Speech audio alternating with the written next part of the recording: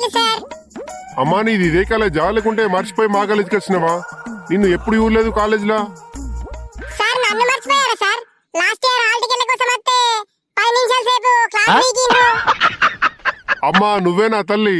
పోయినసారి హాల్ టికెట్ల కోసం వచ్చినావంటే మళ్ళీ ఇప్పుడు హాల్ టికెట్లకే వచ్చినావు. మరి కాలేజీకి వాళ్ళొస్తారమ్మా?